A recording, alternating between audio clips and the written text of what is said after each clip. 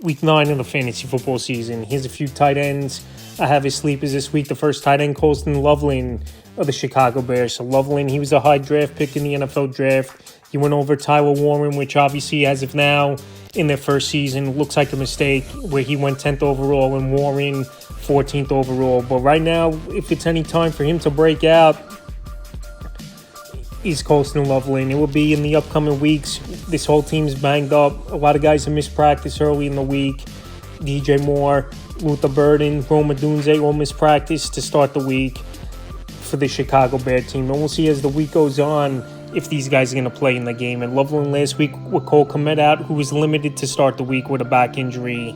He went out there and he had a mediocre game, 3 catches, 38 yards at Baltimore. But like I said, he was a highly drafted tight end, 10th overall in the NFL draft. And we've seen how Ben Johnson utilized the tight end position for those few seasons where he was the offensive coordinator with the Lions with Sam Laporta. So this week, it's a great matchup with the Bengals. They give up the most fantasy points to tight ends on the season. And if it's any week Colston Loveland breaks out, has a good game. Like I said, with all these guys banged up and a slam dunk matchup with Cincinnati, it will be this week where he's a good sleeper and he's available right now.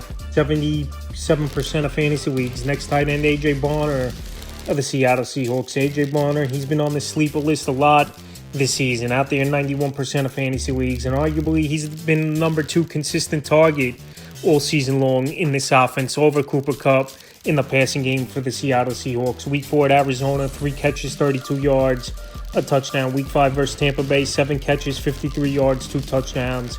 Week 6 at Jacksonville, 3 catches, 71 yards.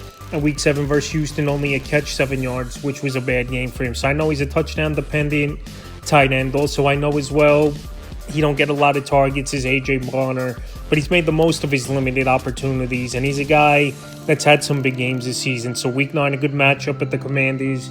They give up the 8th most fantasy points to tight ends on the season. And like I said, Bonner, a big red zone threat, and has good hands, and him and Sam Darnold definitely within the 10-yard line have been locked in this season where they're connecting. So this week, with a good matchup at the Commanders where it could be a high-scoring game, I think Bonner is a good sleeper option. And the final tight end, Tyler Higbee of the Los Angeles Rams. So I know he's the 5th to 6th option in this offense behind Puka Nacua, Devontae Adams, Kyren Williams out of the backfield.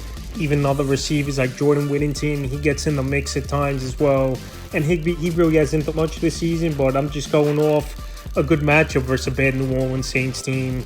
And Higbee is the number 1 tight end in a great offense where defenses obviously aren't going to pay attention or roll attention towards Higbee's way, where they got to deal with Nacua and obviously Devontae Adams first and foremost. Week 6 at Baltimore, 4 catches, 40 yards, a touchdown. And Week 7 at Jacksonville, 3 catches, 19 yards. So like I said, this week a good matchup versus Saints. The defense really don't stop anyone, even though I know they give up the 19th most fantasy points to tight ends, which obviously isn't that bad, but still, I think Tyler Higbee in deeper leagues, if you need a sleeper and a guy who could possibly get a touchdown, I think of those odds. If he could get 30 yards and a touchdown, is definitely a possibility versus Saints. That's a few tight ends I have as sleepers for Week 9 of the fantasy football season.